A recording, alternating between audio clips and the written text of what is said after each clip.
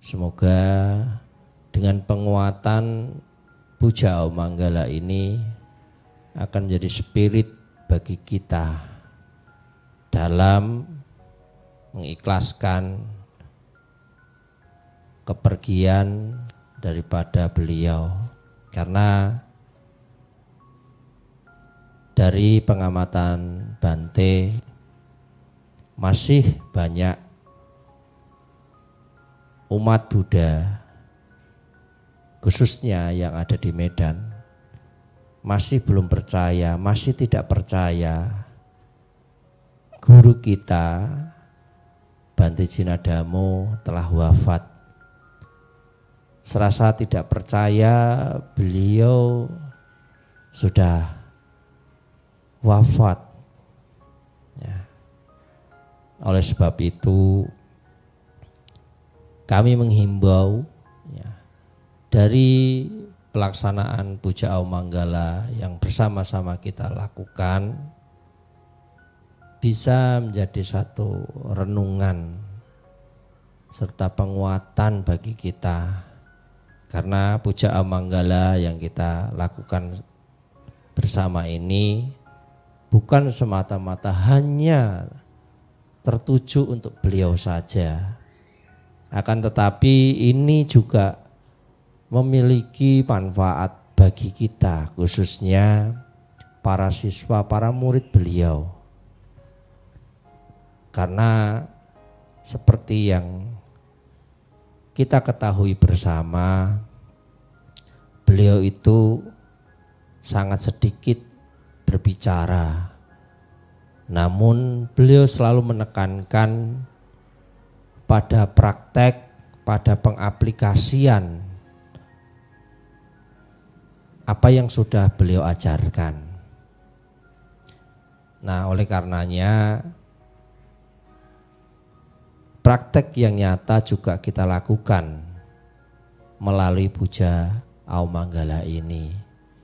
Tanpa kita sadar, kita telah membaca bukan sekali dua kali, tetapi mulai dari awal saat beliau wafat sampai hari ini. Ya. Jika kita kaji kembali, apakah ada manfaatnya bagi kita? Apakah ada pengaruhnya bagi kita?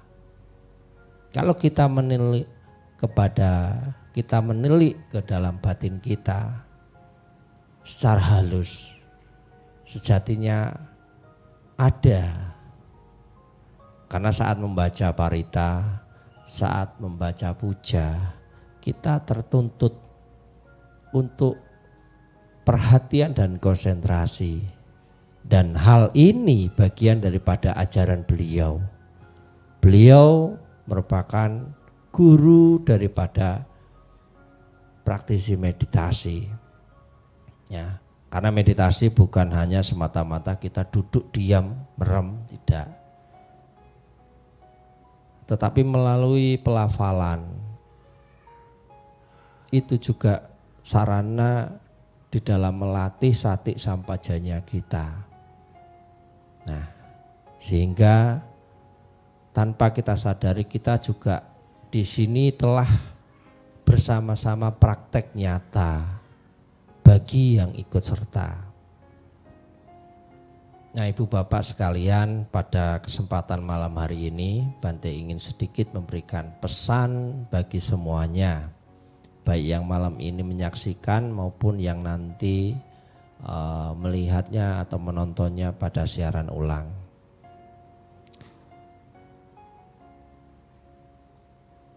Ada kata-kata di dalam Buddhis atau Dharma disebutkan yoniso manasikara. Yoniso manasikara memiliki arti menjalani kehidupan yang luhur, mempraktekkan kehidupan yang luhur. Nah, mempraktekkan kehidupan yang luhur bukan berarti seseorang itu harus meninggalkan kehidupan berumah tangga, harus menjadi seorang biku atau samanera atau menjadi seorang pabajita. Menjalani kehidupan yang luhur atau menjalani kehidupan Yoniso Manasikara bisa dilakukan, bisa dipraktekkan siapapun.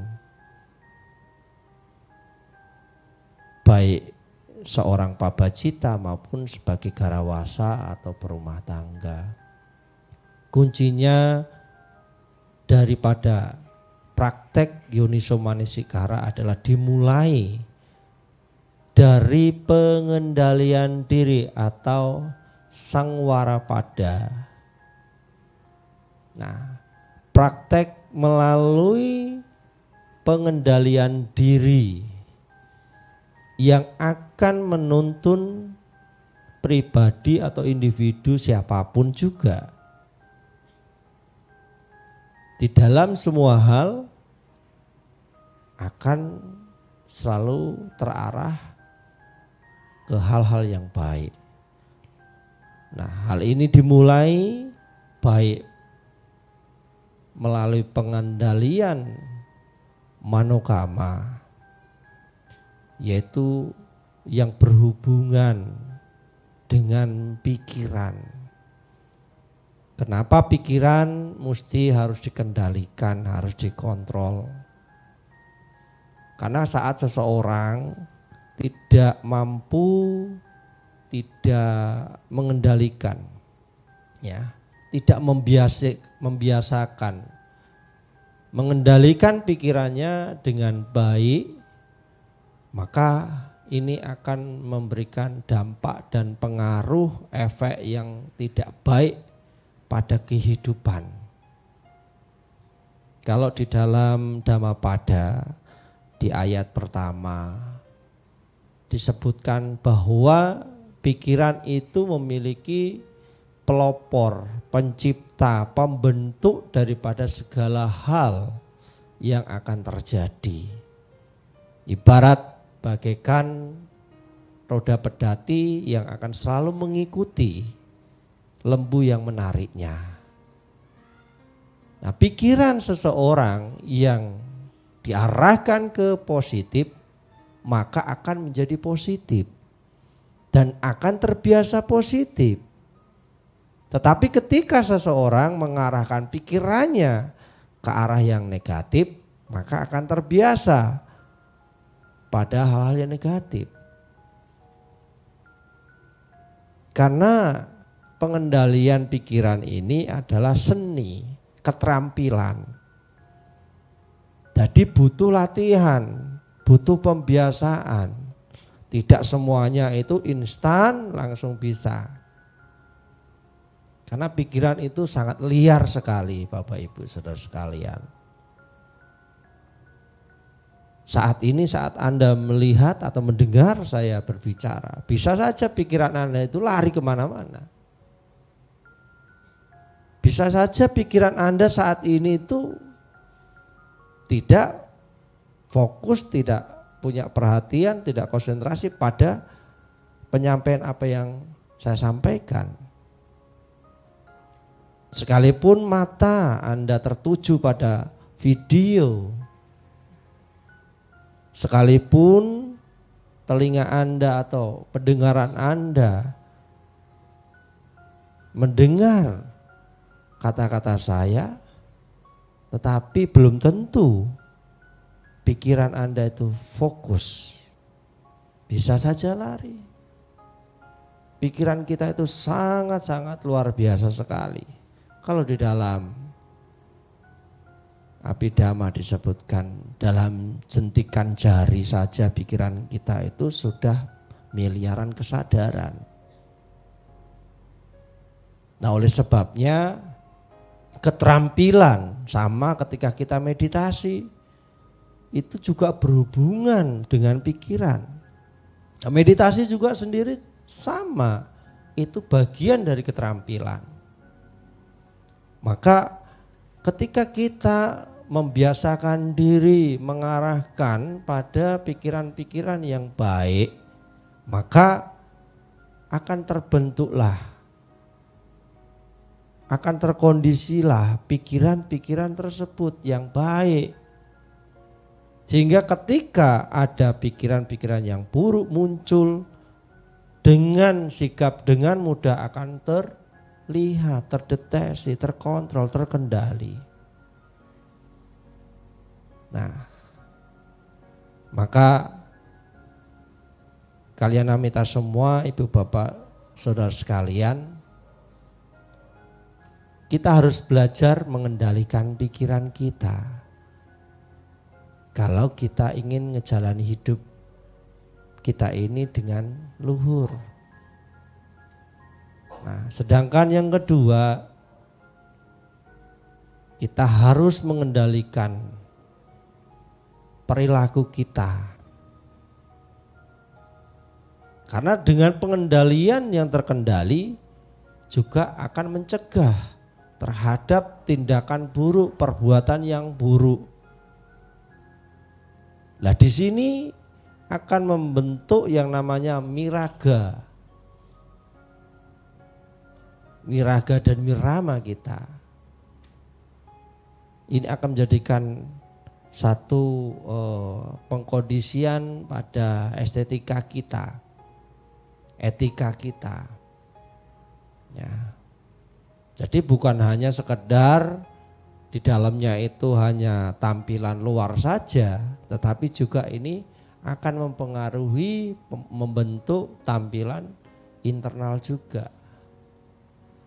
Kalau di dalam sutta, ya di dalam wasala sutta, ya di dalam wasala sutta yang disebut namanya manusia sampah, manusia yang tidak berharga, manusia yang tidak memiliki nilai, dimulai juga salah satunya disebabkan juga karena perilakunya, tindakannya melalui kaya kama, jasmaninya. Nah, sehingga sangwara yang kedua ini adalah pengendalian melalui kemoralan kita, ya, melalui praktek pengendalian diri pada perilaku. Karena pengendalian pada perilaku yang baik akan mempengaruhi kualitas kehidupan kita, mencegah pada tindakan-tindakan buruk, perbuatan-perbuatan yang akan membuat kita menderita. Karena penderitaan tidak lain tidak bukan disebabkan oleh diri kita sendiri, bukan karena orang lain atau siapapun, bahkan ataupun makhluk lain. Sejatinya dimulai karena kita sendiri. Nah, sehingga Pancasila Buddhis itu sebagai dasar latihan. Meskipun banyak hal yang lain tentang etika yang termuat di dalam Sigalowada Sutta. Ya. Nah, semua hal itu diajarkan Buddha agar kehidupan daripada manusia di dunia ini atau di lokia ini dapat mencapai kebahagiaan yang diharapkan sebagaimana yang tertuang di dalam kitab Anguttara Nikaya. Kehidupan yang penuh kebahagiaan di dalam lokia atau duniawi.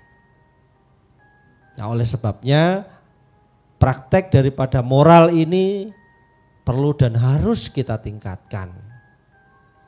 Ya, kita jangan menyerah, jangan merasa ogah ataupun merasa beratlah, susahlah. Ya, karena sesuatu yang baik itu penebusannya ya memang tidak instan, ya.